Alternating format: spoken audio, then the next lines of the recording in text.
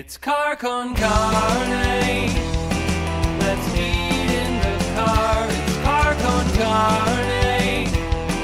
And now here's the star of our show, James Van Alstyne.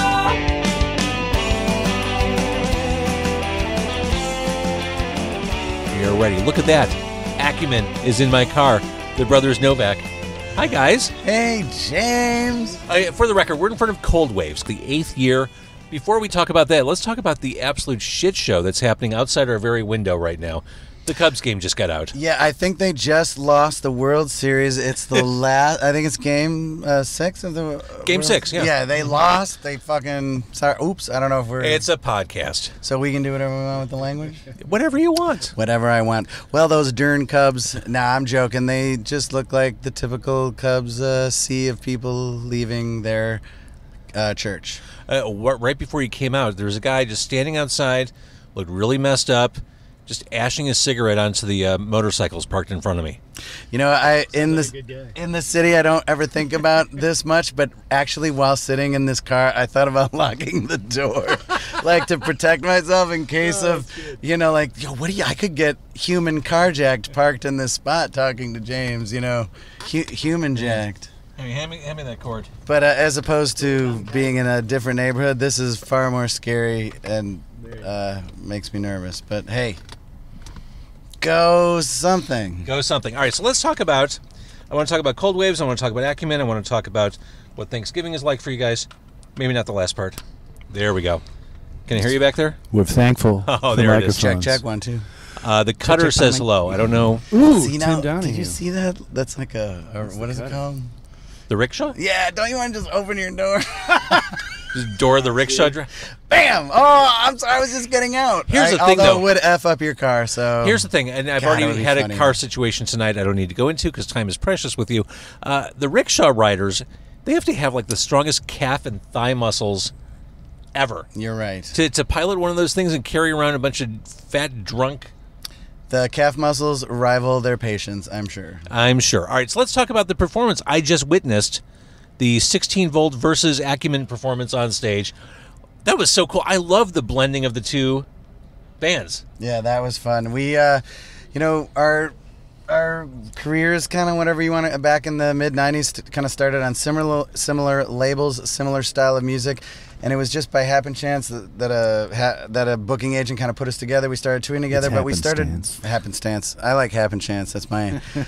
That our music styles and the way we wrote and our love of hooks over what a lot of other people involved in that style of music were doing, where it was just chugging away at a dance beat, or we were writing these hooks and with nice little breakdowns and melodies, and we all kind of fell in love with each other's music. And we've toured together and been brothers and worked on Very albums. compatible. Yeah, so it was like, why don't we just do it and kind of like, let's just make out on stage, the two of us, and just do it. And so it was really fun. There was a lot of making out. And another funny side note, the last time that 16-volt Acumen and ChemLab shared the stage together was a tour these many years ago. That was, in the winter of '97. So having just interviewed ChemLab earlier tonight, that was deep in the throes of Drugtown, USA. Oh yeah. Yes, it was. They were big fun. We were pretty straight and narrow compared to a lot of the shit going on. Jamie and I compensated for the rest of the band. That's true. And look how we're all here today. I know, right? Yeah, I'm sorry. That's why, to me, this is just like a watermark. We put those three bands back on the same stage here in Chicago with Pop Will Eat Itself headlining. I mean, I don't know what else you can do after that. That's why we kind of said, instead of each of us trading off playing this event every year, let's just combine it and have a best of and kind of a fun. And you did a cover together. You did Streak Back Nemesis. Yes. You started playing it. I'm like, I know this song. Oh, that's what they're doing. That's amazing. That's a great tune. It's a great tune. We had this collective band called Iron Lung Corp, and we put out a couple records with some Nitzareb cover. We have a whole cover album with some cool 80s and 90s stuff that we all love, and we have that track on it. And when it came time to pick like the closer, we also built this video as kind of a piece of dedication and kind of an homage to all the industrial attached artists, electronic artists that have passed over the last 10, 15 years. So we just thought that song kind of said it all, and the video went with it, and we just said goodbye to a lot of friends, but also like welcomed them back in a way. That's what that song is kind of. And it's a burner. It's a burner of a tune. You know, It is a burner of a riff. tune. It's got a big, nice track behind it. So good times. All right, I know I've got like 5 minutes with you because you're the organizer of Cold Waves, which is why we're here all weekend long for the next 3 nights after I think night. it goes for 14 more nights. It probably feels that way as the organizer. This is the 8th year. Let's just quickly, I want to bounce around to talk a little bit about Acumen and what you're up to, but tell people watching on Facebook Live, tell people who are listening to the podcast, why Cold Waves. I know what it is, but someone listening or watching may not know what Cold Waves is. You want to do it? You take this one. Well, we lost our bandmate and brother, Jamie Duffy, in the summer of 2012. Unexpectedly, he took his own life, and it shocked us into a movement to basically throw a memorial show for his mom to, raise some expenses for his funeral and whatnot. And we just basically threw the net out. We had 1 month to put it together and reached out to some artists that we had all worked together and loved, and people like Chris Connolly and Paul Barker, the guy, Anthony from Final Cut, Martin Atkins. And also the interweaving quality through this is that Jamie had worked with all of these artists. Everyone too. knew Jamie. So it was a family vibe. There was no one we reached out to that wasn't instantly broken by the news of his passing, and that because they had a relationship, a working and friendship with him. So we put 14 bands on in one night, sold out, and afterward we raised the money that we wanted for Pat Duffy, Jamie's mom, and people just started saying, this has done something. Like, I'm feeling something for the first time in a long time. A lot of relationships have been broken. The music had become a little bit passé, and a lot of fans and performers were like, can we do this again? Can we figure out a way? So we did, and that second year that we did it here at the Metro, 2 nights, it was a bomb, and it was bad sales, and just whatever it was, it just didn't work out. We're like, let's go for it one more time, and then that launched a nice run that's brought us to year 8. If we had just folded it there, we weren't promoters, we weren't booking agents. You're artists. Yeah, but then it became, learn how to do visas, learn how to rent backline, learn how to get a tour bus, learn how to put a band in the air for 14, 15 fly dates in a row and build tours around this Cold Waves thing and make Chicago put its foot down about this music. And at the same time, Wax Trax had started bubbling through the last decade. If you remember it kind of started to tie in completely by accident, but industrial accident. But it just, in hand, I think both families, and I'll say the Nash family and the Novak family, we just felt that was the time, for totally different reasons or whatever, that we both just started building that love and respect and sharing it with everybody of that genre and that time period.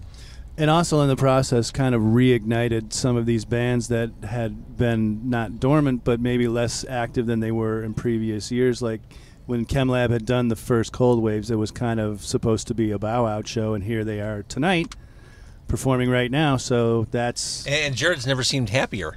He's doing great. He's enlightened. Yeah. I remember having conversations with the guys in Front 242 at the Wax Trax Retrospectacle in 2011 or whenever that was, and we'll never tour the U.S. again. It's just kind of like not our place anymore. We do so much better in Europe. Lo and behold, they're coming. Third tour later, just stabbing westward, out of sight, out of mind, and we just through some stuff. There they are. Now they're back touring, and they're doing Meat Beat Manifesto, Pancow, a lot of these Clay People, all of these bands, Severed Heads, bands that had hung it up. We reached out to and said, you don't realize how important you are to a lot of people. Let's facilitate you coming back, and we'll take the risk, and we'll put this together for you. We're friends, we're family, and now they've been active after that. It's exciting. I mentioned this word to ChemLab. I mentioned this to Pop Will Eat Itself. The word of the notion of community. This really is a community. I walked in right as things were getting started, maybe 6:30. It just, everyone was hugging each other. It was like good old friends. That's literally what it was. Just getting back together, just hugs and just. It's like coming to a reunion, not necessarily a school reunion, just a reunion of friends and kindred spirits, and everybody really gets on the same page and pitches in, and it is definitely a community effort, and this community is hugely strong and very selective on people that they take in. But once you are taken in, you're there for life. So it's nice that all these people really get together and make this happen. There are a lot of things I want to ask. I'm trying to be respectful of you, Jason. So, But not of you. No, no, Ethan. Please do not respect me. Ethan's good through like 1 a.m. We're just going to keep going live stream on this. I voted for Pizza Puffs for this interview. I know. Well, that's just They it. wanna stink That up was the one of the car. things I was going to say. This was another Carne-less event. It That's just the whole thing. Can you believe I just said that? We didn't want to stink up the car. That's the whole goal of this thing. That's the whole goal of this my thing. God. But before we got in the car, I was back in the dressing room area with Ethan. He said, "Dude, you got to try this. There are all kinds of foods and treats and sweets and savory items out there. There are these little cheesecake bites, which are delicious." And Ethan said, "Oh no, you need to take a cheese curd. Take two bites of the cheese curd, Fried and cheese. as the second bite of cheese curd is going in your mouth, pop the cheesecake bite. Chase it with the cheesecake bite, and it's a delicious explosion in your mouth." That's what he said. I Was tried it. Right? It was it was glorious. Patent pending. Well the sweet done. and savory combined, the cheesecake bite and the cheese curd. Could this be any more fucking Midwestern than that? That is pretty hot. That is. I gotta go try one of those. And one of those things that shouldn't be, but it's so damn Like the good. peanut butter beer that Exactly. someone brought us from Point. Yeah, Brian, our Cup. guitarist, works for Point Brewing up in. That's not okay. No, all right, but it is. We all thought so, and we all avoided it. And then someone cracked one, and then they were all gone within 10 minutes. Finally, a beer my dog can drink. It is shocking. It is shockingly good, and it is the only beer that I've ever tasted that is a true dessert beer. Like, I'll have that for dessert. It was delicious. Light, I can't explain it. Peanut butter beer from Point. I don't even know what it's called. It's not available in Chicago, that's for sure. but- Someone just wrote, I can't see names, and I'm sorry for whoever wrote this. This is so lovely. Also, Wiener Circle is right there, guys. Not Wiener Circle. That's actually Wrigleyville Dogs, which is also a fine location, home of the Pizza Puff. That Possibly of the the- best pizza Possibly puff the best- in the city of Chicago. Possibly. Being a puff extraordinaire. I've tried many throughout the city. Yes, I feel that they might fry their pizza puffs in duck fat. There has to be something that makes them so... Duck butter. no, not duck butter. I'm certain that's not what they fry it in. Well, yeah, well, whatever does it, I'll eat it. It's delicious. All right, so 2 final questions. What's next for Acumen? Is this just kind of an annual coming together? Yeah, there's... the last record that the band put out wasn't even it was a project with me and a drummer and a head full of pain. And a hobo. Yeah, just kind of like, and we put that out in 2007. And I think there's just something about feeling it. I don't have the things to say anymore as a father of a 20-year-old and a 17-year-old. I don't believe that. I don't believe Well, that. it isn't even that. It's just. Then I think a more honest thing to say is I'm not channeling it right now. Okay. Like, I just don't know how. The older I got, it was harder to. I'd have to sit and write lyrics. When I was younger, they would just vomit out, and oh Yeah. my God, pages and pages. And now you'd have to go like, that sounds contrived. Like, well, all right, let's go to that tomorrow. And even musically, it just. Movies and entertainment were better then, so it was easier to pull from things as well. So now you gotta yeah, wait but even as a long musician, time. I don't think I have much else to say in that voice. But that's also because we've also had the pleasure of falling back and getting allowed to do this every year or every 2 years and bringing our family back together and playing these shows. And it's always been really tempting. We should do another record. We should do something else. But it just never, it would have been forced because it just didn't happen. If it hasn't happened, to me, it would be, we'd have to work at it, and that wouldn't be fun, I get kind of it. feel like the fact that 12 years have gone by and it hasn't happened is all the proof I need that it's not really part of the plan right now. Back to Cold Waves. Is this the sort of thing where as soon as you walk out of Metro tonight, are you working on next year? Is it like a constant full-time concern? Well, it's weird. You think to yourself that, you think the opposite. You're like, oh my God, I cannot wait. I cannot wait until Monday morning when I wake up and we return all the gear and we settle everything up. And my brother and I usually spend the day together kind of quietly, visiting, returning this gear, returning that, making sure that gets taken care of, settling up, doing all the show. It's very, the neighborhood's always quiet because, there's just nothing going on a Monday or whatever. And then Tuesday I wake up okay, what now? Yeah. All right, let's go. Let's get started. Let's call Shriek back. And the way, Yeah. And real quickly, back. the way the industry works, who doesn't buy who is not now asked to buy concert tickets 8 months in advance, 9 months in advance? We're across from Wrigley Field. They're promoting the Green Day concert next summer. I mean, and now I believe that's kind of a bait and switch, maybe, or that's not the right word, but it's just you accept it, you buy it, and I believe that part of their business model is banking on 25, 30%, maybe even 40% going, hold on, I found out I didn't even know I was going to have a baby. I didn't know I was going to have this life change. Put it up on resale sites. Somebody's doubling their money. They're finding a way to force people into buying stuff early. And we have to kind of follow suit so that we realize like bands are locking in way earlier than they were before. We never thought about the next year's Cold Waves until January, maybe, and then it became December, little rolling back to November, and now we're getting calls right now like, hey, I know you guys are doing this weekend, but what do you got? Because Lollapalooza and Riot Fest they're all booked probably, right? They're probably 2021 booked. There's probably reunions that are already planned. Holograms, excavation of bodies that's all planned already, and so it's hard to keep up with that when you're not. It's not our job, or our career. Like I don't know. There's investors, it's like hard to keep up. But what you're doing here is fantastic. This is a really wonderful, noble thing you're doing. I know it's a lot of hard work. This is the first time I've seen you stationary since I walked in the building tonight. So I know you're working your ass off. So let's recap. Tomorrow night, Nights Reb headlining? Yes. That's a big bucket list one for us. We're excited about that. That is tomorrow, right? Yes. Friday night, 6 sold out.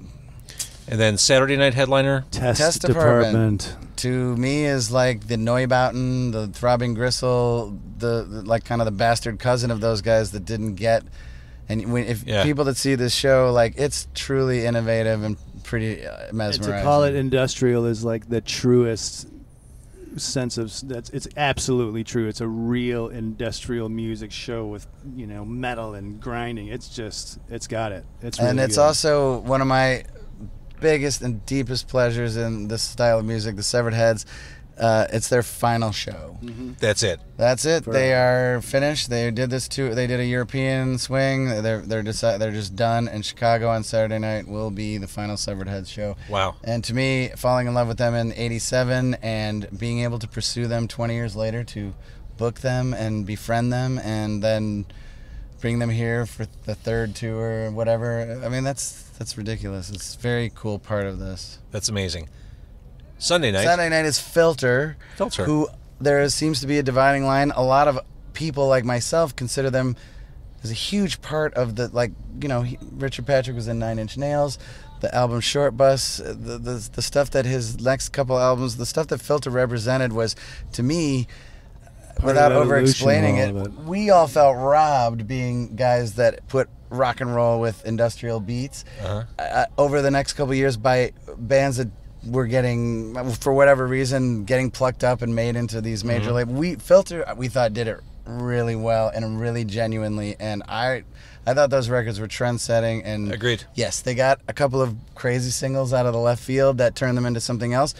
Great for them. We wanted to come and make sure that they celebrate, and realize that there are still a lot of fans that even their last record has got more machines and more gnarl on it. Oh, they've always embraced technology. Yeah, but a lot of people. This is a rock band. And very much on part with this community, maybe fringe, because some of their fan base is a little bit disconnected in some ways from this. But like actually pulling that in is a really good thing for the fest. I totally agree. And Pig's playing that night. Yeah, and Paul Barker is embracing a past that he has walked away from maybe 20 years, and it does a live PA DJ reimagining of classic Ministry, all the Lexapan stuff. I didn't realize glorious. That. It's just so much fun. It's a video thing that he's doing, live video mixing and audio mixing, and just tearing apart everything from tracks from those albums. Mine is Terrible Thing Taste and Psalm 69. It's a great trip. It's so much fun, and I feel like nobody even knows what they're missing if they're not coming to this. Well, I didn't know that was coming, so that's going to be an amazing night. He's been a little low-key about it, but it is crushing and so much fun. It's the most cheering that you'll hear throughout the weekend. It's just a blast. Because he's adorable and talented, and he's just smiling from ear to ear, messing with these tunes and basically doing with DJ tricks with these old Ministry stems and that he created. Yeah. Probably helped build all of them. And now he's like, I'm going to have some fun with it. I love it. So, Cold Waves all weekend long here at Metro, 3730 North Clark. What an amazing event. And again, it's for a wonderful cause. It's for all the right reasons. from tragedy comes something really positive and celebratory. Yeah, something that Jamie was with us on that stage, and he'll continue with us as part of the, while the rest of us were drifting off and listening to different kinds of music all the time. We played so much music in that damn tour van or whatever that Jamie hated. He was always the linchpin for a lot of people and a lot of bands and his own band to keep those machines going, keep that stomp going. And his spirit kept a lot of those going, and absolutely, if he was around, he would be here right now. And he'd be going, why the hell, what the fuck, why'd you do that? Yeah, Let's fix that. You got the EQ on that is bad. Why would you put the sound like that? Exactly. And we'd be again, like, he would mix right. every band except Acumen, and we would end up sounding inferior. Although Joe Darnaby did a fine job tonight. Yes, he did. Yeah, you sounded amazing. All right. Well, thank you. Brothers Novak, Acumen, Cold Waves, thank you for doing this. Carne. It's true. You. Awesome. Carne, presented by the Autobarn Mazda of Evanston. Thank you for watching. Thank you for listening. Support them. Support everything they're doing. Thank you. Appreciate it.